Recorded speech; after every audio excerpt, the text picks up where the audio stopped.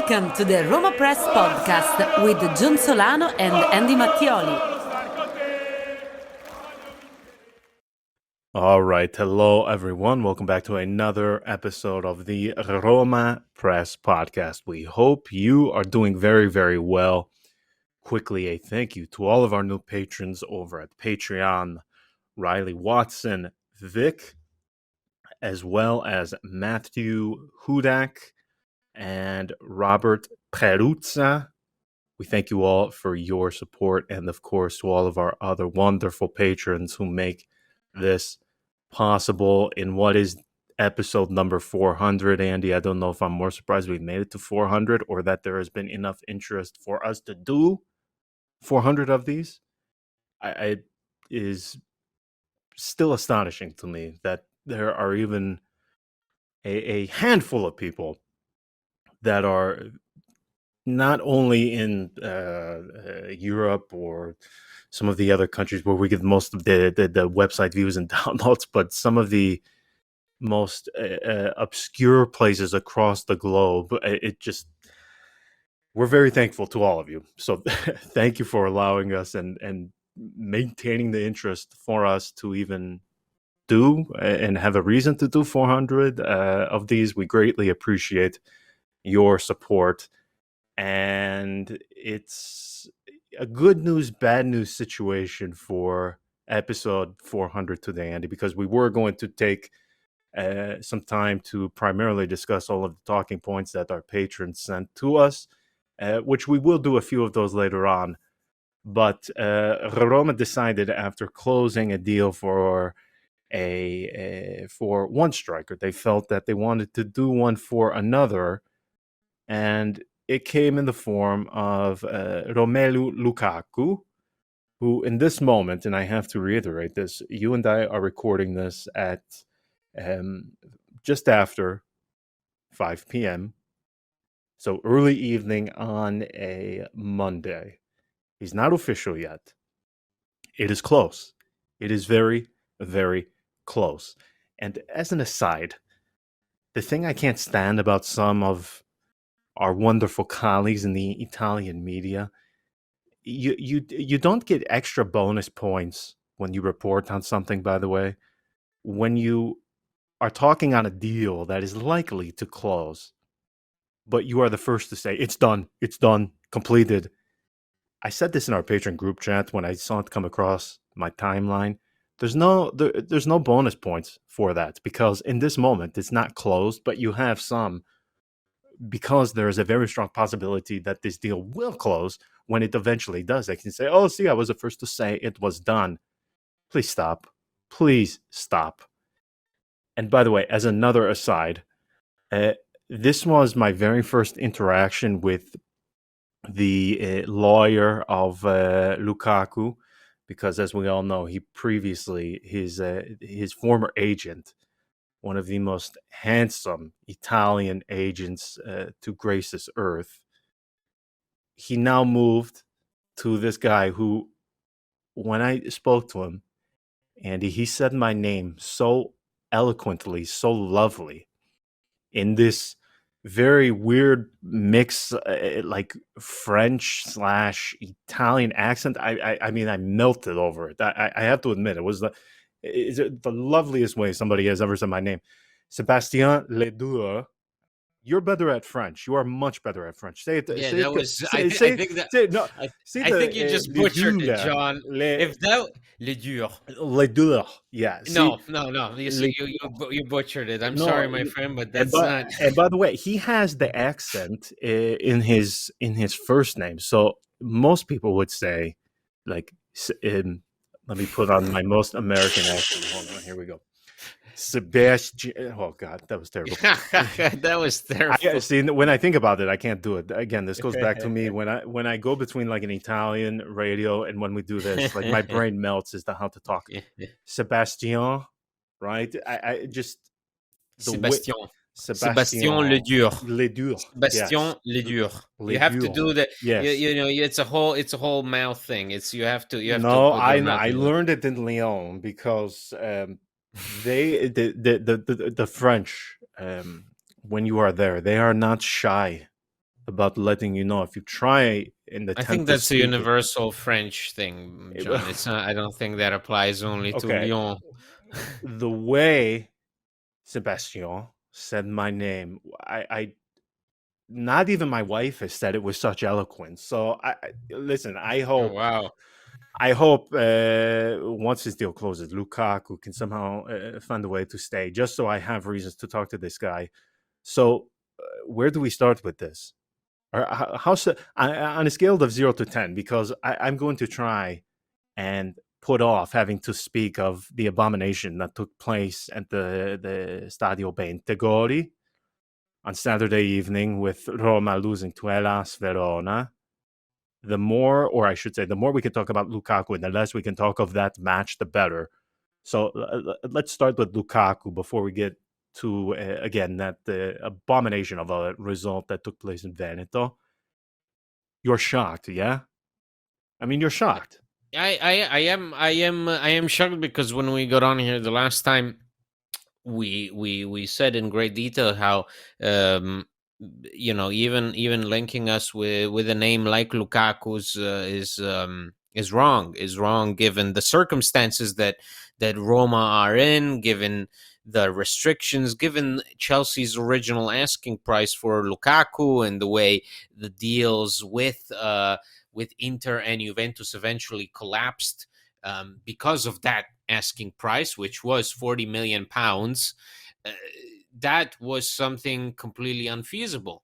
And yet his name was always there on the horizon, but it was more of like an appetizer, something to keep the fans going, something to keep the fans excited in the final days of the transfer window. I really doubted.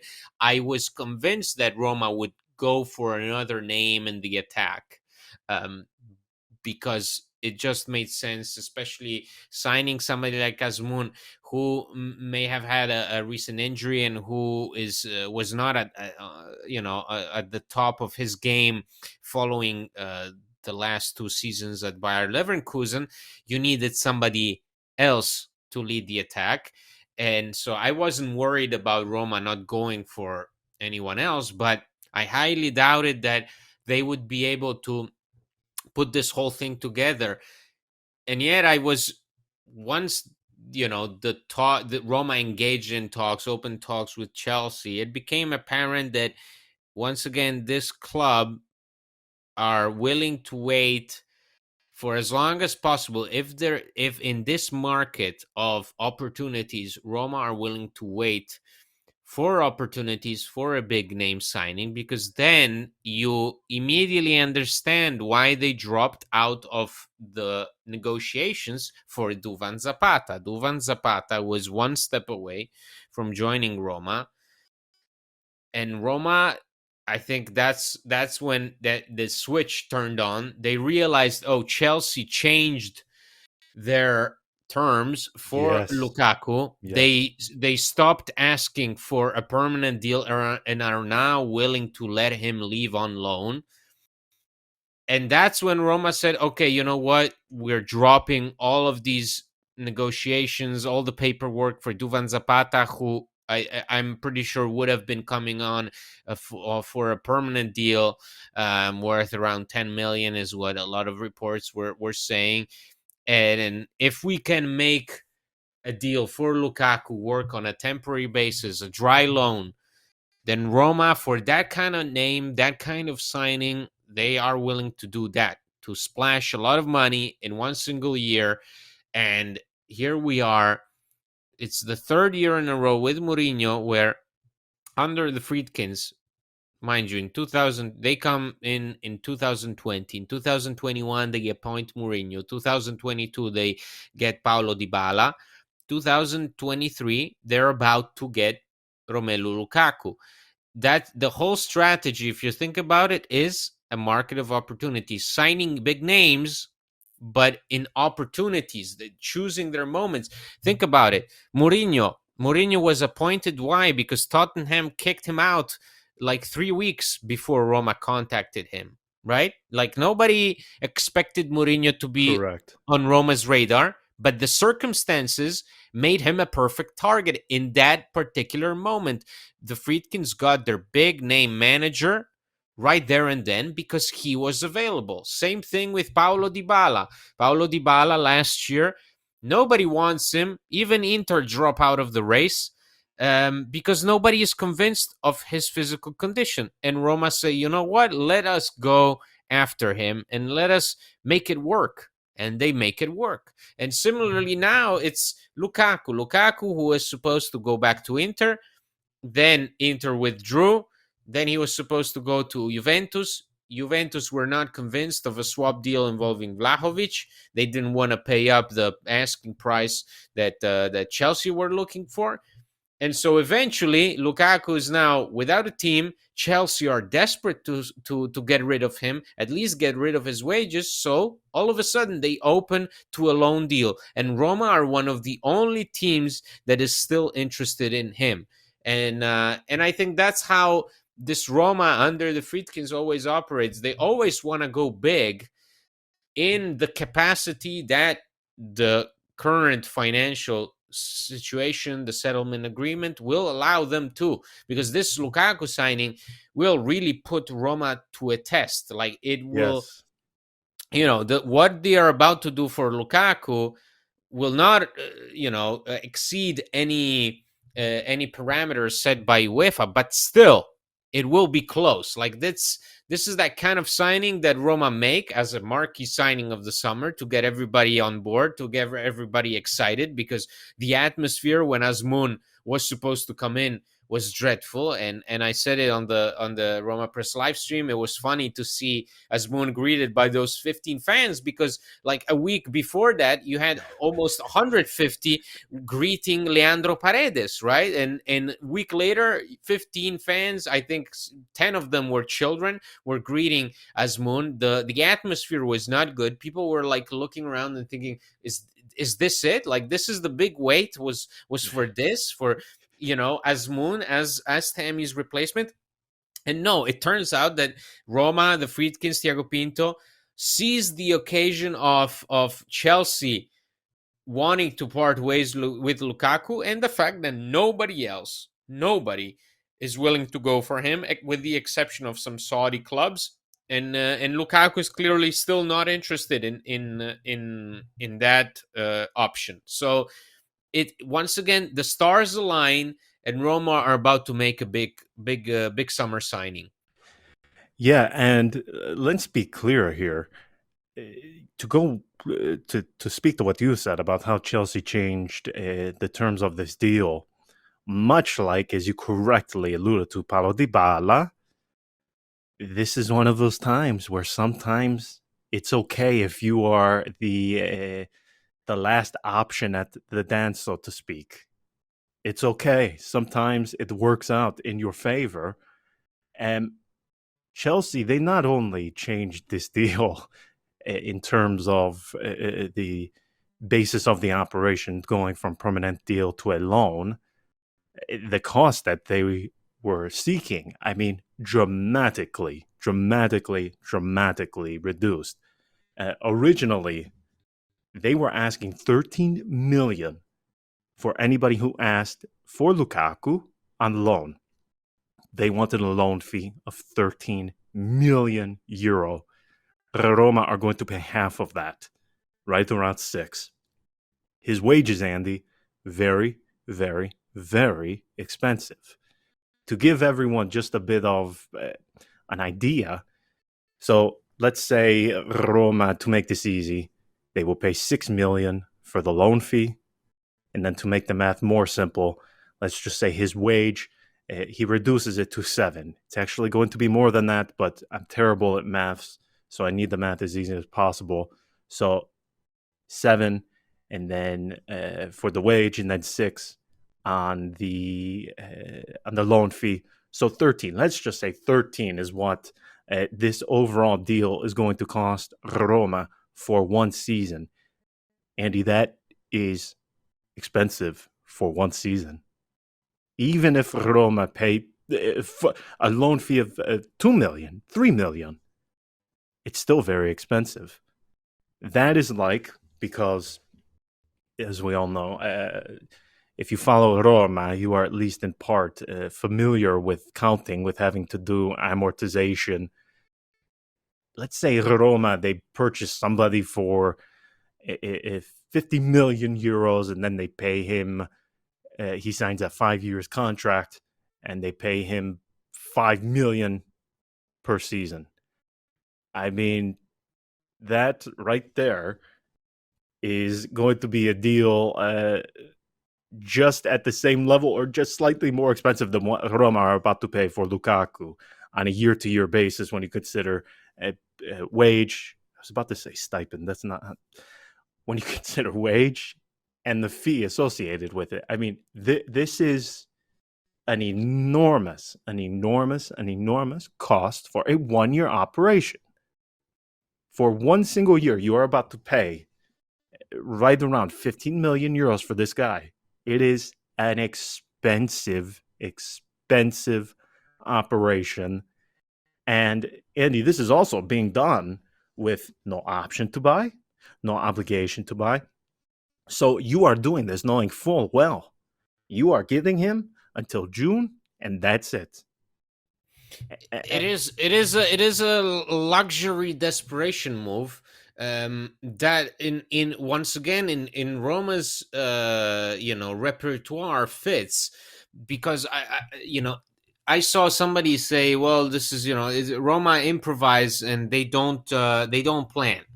And I think it's very difficult to plan under the circumstances, and the way you see can't plan for this. I mean, come on, let's be serious. You can't. You can't. And I think that's what we see is this club has, especially with the Friedkins, has learned to cope with these financial restrictions, doing what they have to do.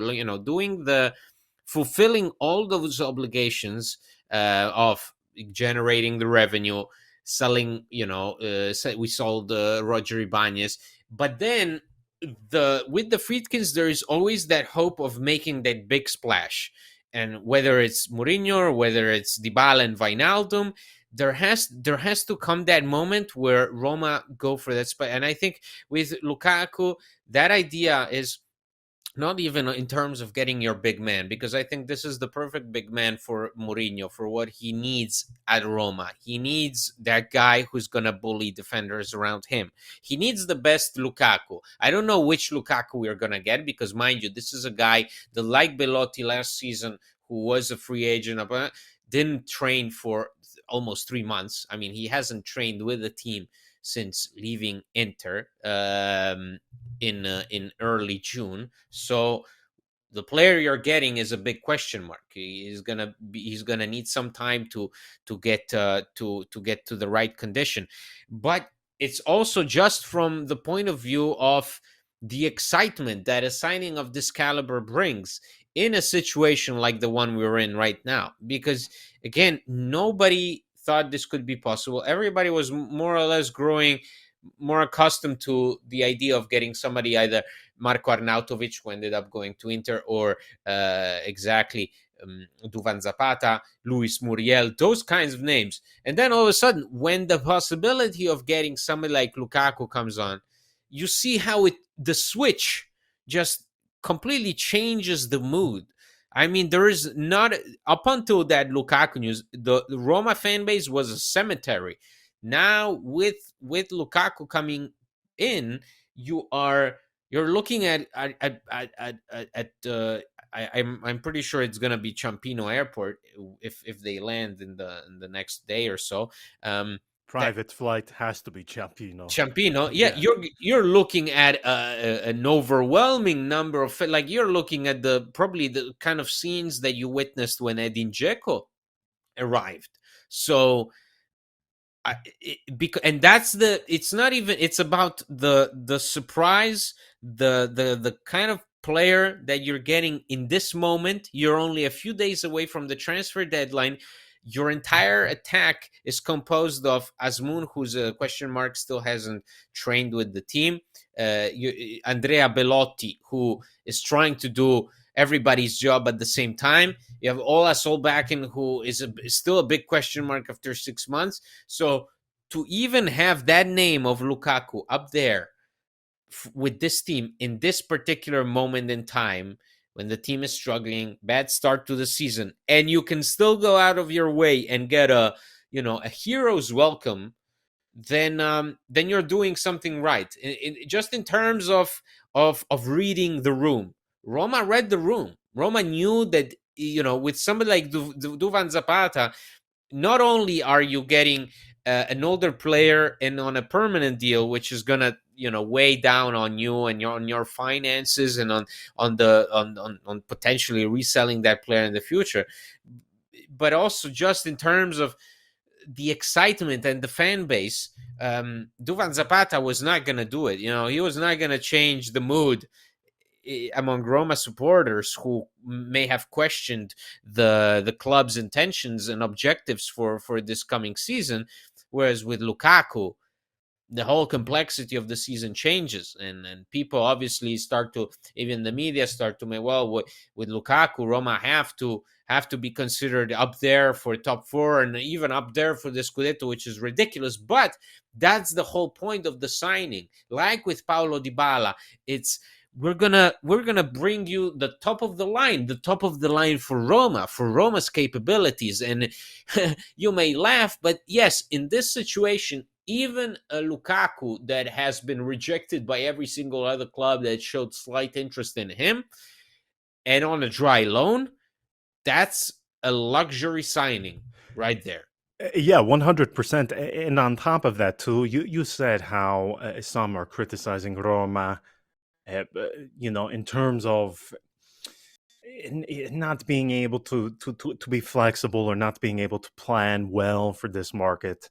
And I look at this completely different, because having been through the dog days of Walter Sabatini, where this guy would tell you 2 to 3 weeks in advance when somebody was going to come, he would leak anything. I love that Roma are able to show this kind of flexibility. Of course, we would all enjoy if they were able to go out and spend like they were some Premier League club without having to be mindful or careful of any UEFA imposed sanctions. Everybody dreams of that, obviously. But to get a player of this caliber and to be able to do so this late in the market. I mean, Andy, today is the 28th of August. I am terrible at maths, but less than 4 days at this point, remaining in the market. You generally do not find deals for guys at this level this late in the window. It is the number of deals you can point to, particularly for an Italian Serie A club, are few and far between. There are not many examples of clubs from Serie A being able to get a player of this caliber so late in the window. And I think the flexibility that the Friedkins have shown, the desire, the initiative too, because it would have been easy to look at this and say, okay, well, you brought up Duvan Zapata. It would have been easy to close that deal. Very easy. Very, very easy. But then when an opportunity like this comes out of nowhere, they completely shift focus and are unbothered by, any prior negotiation. Let me just tell you what would have happened if this was Pallotta, Sabatini, Monchi, whoever. Before whoever was present, the names before the arrival of Friedkin, they would have closed that deal for Zapata because they either wanted to maintain relations with an agent or a club, and they would have just closed for him and gave the middle finger to any of the supporters who were upset by it. That's what they would have done. I firmly believe that. But this Roma, Thiago Pinto, they say, forget it. No, thank you, but no thank you now. And they completely shift focus to Lukaku. And not only that, they fly to London and they negotiate these terms that just, Andy, 1 to 2 weeks ago, these were not the terms that they were willing to accept. We are looking today at an operation that is 40 to 60% less than what even Juve were told just a couple of weeks ago. So for them to be able to negotiate essentially everything, he is going to agree to lower his wage. You are getting Chelsea to lower their asking price of the loan fee. This is not regardless of how expensive it is, because it is expensive. But when you look at the opportunity and then you combine it with the player and the terms you were able to negotiate, I don't know how anybody could have anything even remotely critical of Roma in terms of this operation and this operation alone. Because I think if you just want to grade it, now obviously saying it now before he graces the pitch is a very easy thing to say. It's a very easy thing to say this is a fantastic deal. He could go out, he could flop. Of course, he could be presented like Adriano. Oh, please. Similar physical my condition. gosh. With the same kind of enthusiasm. Remember, I mean, Adriano, the people were going crazy. I will never forget that photo of him holding up that shirt, and then you just see his face, and we should have known right then and there that this was not going to go good. But anyway, let's save that for another day. I don't want to body shame anybody. I'm the last one to do because so. Hey, maybe we're gonna get Stormzy. Like everybody. I think I see a lot of people. I don't know who it was, but somebody mistook the English rapper Stormzy for Lukaku in a picture with Mourinho. I think it was for a music video that Mourinho shot with Stormzy a while ago, and people were already coming up with reports that all of a sudden Mourinho secretly met with Lukaku, just because he was with Stormzy, who is just as tall and athletic as Lukaku, and so let's hope that the kind of, if once this happens, and hopefully by the time that we this goes out, it's all done and dusted.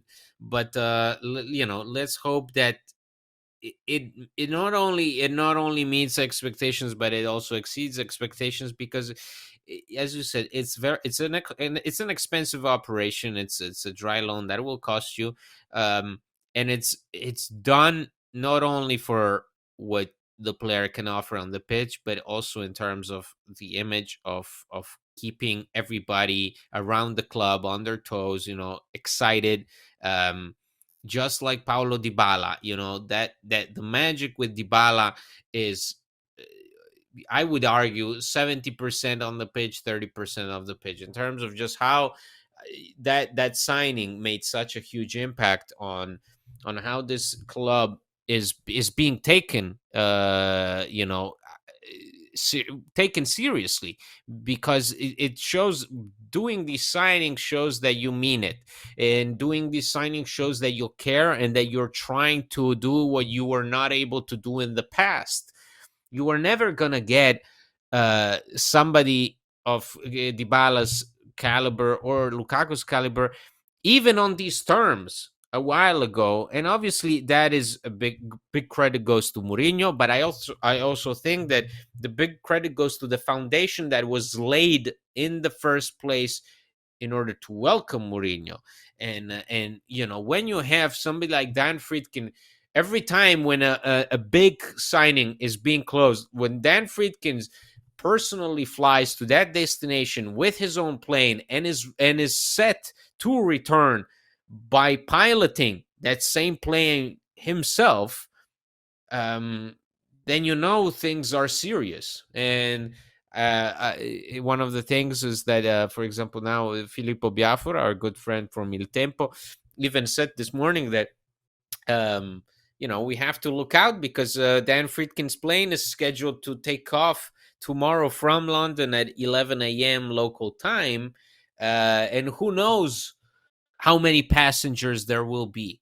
and you have that sense of occasion. It's almost like Christmas, when these things happen, when you can find, when the whole fan base is all, frustrated because of the names, because of this, because of that, because of the delays, because it's late, because you're only a few days away from the transfer deadline, and who do you have to show for as a replacement for Tammy Abraham?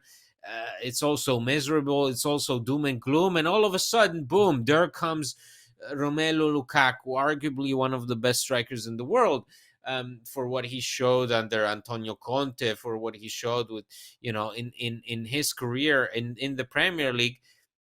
This is a big deal. It's a big deal on and off the pitch. I think that's the thing that surprises me and comforts me the most with the Friedkins, is that you can always count on something unpredictable taking place, something that may put an exciting spin to to everything that Roma will have to fulfill, because every transfer window is like a long shopping list of obligations. Well, you have to do this, you have to do that, you have to get rid of this player, you have to try and secure this position, and so on and so on, and the renewals and everything. And it's, oh my God, enough. Can we get some good, exciting news? And if, last year was Paulo Dybala and Gini Wijnaldum, and this year it's going to be Romelu Lukaku. Yeah, definitely. And that is a perfect transition. We have made it over half of an hour without having spoken or uttered a single phrase in depth about what took place at the weekend. You just mentioned unpredictability. I would say that is the perfect embodiment of some of the players of Roma. My first question is, can Lukaku, can we put him in goal? Is he capable of playing goalkeeper? Because Rui Patricio, man, you and I were both in agreement before the season. We both said that due to the limitations imposed by UEFA, when it comes to this transfer market, you can't be concerned with Rui Patricio because you have more pressing needs. And I said this in my post-match podcast that I understand completely why Roma did not make a goalkeeper a priority this summer. You paid 13 million for Rui Patricio. So when you factor in the fee plus his wages, just an amortization alone of the transfer fee, this guy cost you over 4 million euro per season. And that is, again, excluding his wage. So expensive player, old player, given all of the other needs that were on and throughout the pitch, Andy, I completely... And mind you, and very important, a player that Mourinho trusts. Yes. Mourinho's first yes. signing, it was this guy. You went out of your way spending those 13 million on him because that was the goalkeeper that Mourinho wanted and that he continues to want at his disposal. Yes, precisely. Exactly right. So I do not blame them, and I think Roma were correct in not making it a priority just because, again, you are limited and he's very expensive on a year-to-year basis. You are not going to make that up in plusvalenza in the market. So you have to continue with him for this season and hope that he put last season behind him. Because here's the thing. He was superb in his first season. I know many forget because of how bad he was last season and how poor he has been through these first two rounds this season. He was superb when in his first season at Roma. The only guy to come even close to giving a sense of security since Alisson. I mean, we can go through the names, but he was the first. And the hope was he can go back to that guy. But man, Andy, that first goal particularly just... I don't know what to say. I'm not going to be too hard on him for what happened against Salernitana because we were both in agreement. Those are wonder goals. Wonder goals. I saw some of our patrons in the first match against Salernitana. Some of them took issue with his positioning on the second goal. Okay, fine, semantics in my opinion, but that first goal against Verona, that's inexcusable. And beyond that, too, if we just want to take it from a data standpoint, there are 2 matches. The opponent has 8 shots. 8 shots and 4 goals. I don't really need to know much beyond that, man. I mean, that sucks. That's terrible. But beyond that, too, yes, Rui Patricio was not good. I thought Lorenzo Pellegrini was very, very, very underwhelming. But again, XG Roma was at the forefront. They had plenty of opportunities to find goals and get more in terms of goal output. They should not have had one. They should not have lost, in my opinion. So I don't really know beyond, once again, they are not scoring when they should, and they are conceding when they shouldn't. I think it is that simple. I discussed this on the YouTube live stream that I made the day later.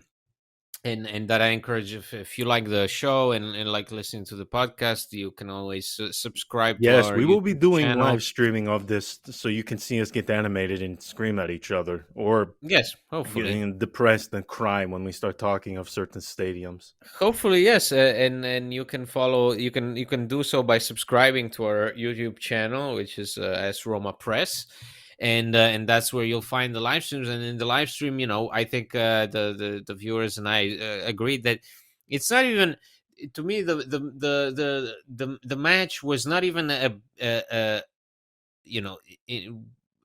Some kind of unpresentable mess. It wasn't a bad game by any means. It was a game that you failed to resolve because you made mistakes that cost you.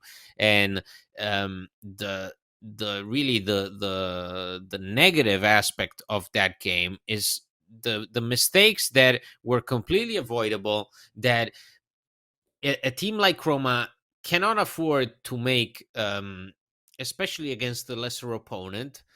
And the guys making them, by the way. I would say that is my issue as much as the You mistakes think, itself. The yeah, I ones mean, making the mistakes. It'd be one thing if Bove, but come on, man. It's Smalling, Rui definitely, Patricio. yes, definitely. That is also a factor, is because the whole point of getting started with these lesser opponents in the first few games of the season is you are allowed to make mistakes, yes, but you also have to compensate for that and try to try to take advantage of the situation. Like, yes, nobody's perfect in the first opening games of the season. There's everybody, or at least nobody's really showing the true core of the team. Like, for example, a team that overperforms to the start of the season rarely is that same team near the end of the season. I think about Udinese last year. They looked like Barcelona from Pep Guardiola's best years at the beginning of last season, and then we all know how that ended up mediocre, to say the least. And I think with Roma, it's something they cannot afford to make these mistakes, because they know that they're not good enough to compensate. You cannot afford to go down 2-0 to Hellas Verona in the first place. That's where the disgrace comes from, is that you drove yourself into a position that you were never going to come out of, because you are a team that misses so many chances that in order to score a goal has to, I don't know, get like 20 shots on goal in order to even convert one of those chances. And so that's what I take issue with. Now, does that mean that they're gonna come out looking sluggish against Milan and are gonna get completely overwhelmed by a team that scored 4 goals against Torino and won the previous match? No, because this Roma team, we all know they are completely unpredictable, and I'm pretty sure, like, that's my big takeaway from the Hellas Verona game, is that after 2 matches that you should have easily won, at least on paper, the conclusion is simple. you made mistakes which cost you 5 points. It's pretty evident. Like, that's the good thing about facing these kinds of opponents in the first opening matches of the new season, is that if something's wrong, you're going to notice it. You're going to be aware of it. You will not be able to say, oh, well, we faced this really good team and it was head to head, neck to neck, and we were, we were right there, but in the end, it wasn't enough. No, it shows you that perhaps you didn't underestimate the opponent, but you still did not play with enough conviction and enough focus, because the first goal, even the second goal, it's all about focus. It's all about certain Roma players losing their man and the team losing its composure. That is something that is completely avoidable and can be addressed. So if I have to be the guy that comes on here and tries to stay positive, is what I will say is it was shitty to see those mistakes take place, but it is also good because that immediately rings a bell and says to them, guys, something's wrong. You lost 5 points against Salernitana and Hellas Verona. Is this the way you want to continue playing? This is not the way.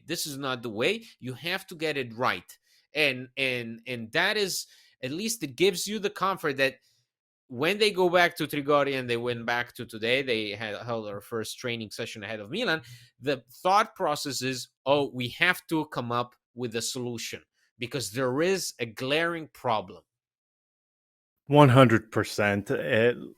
Let's end it there. We on 401 is when we will get to all of the patron talking points. As you just said, there's just no way I can panic yet. There's no way I can come on here and I want to instill at least some sense of calm. What I can't do is come on here and pretend as if the sky is falling. We just want to go very quickly through some of how some of the other big clubs are doing, Andy. It is not as if they are lighting the world on fire, okay? Juve drew, Lazio, they've lost both of their matches to begin the season. My issue, once again, I am a broken record when it comes to this. You always regret the points that you drop early when it is later in the season. I firmly believe we're going to look back on match 1 and 2 and say, oh, oof. 1 point from these two teams? But that's okay because you have made it so early. You now have to make up the ground. But luckily, we are still extremely early in the season. There's no need to pretend that the building is on fire just yet. We've done that far too many times. We can save that for when we are in the throes of winter. Right now, we're not officially even in the fall yet. So let's save the panicking at least when we have the shit weather at least. So we will leave it there. We will come back later in the week to preview the match against Milan. Until then, ciao. Ciao.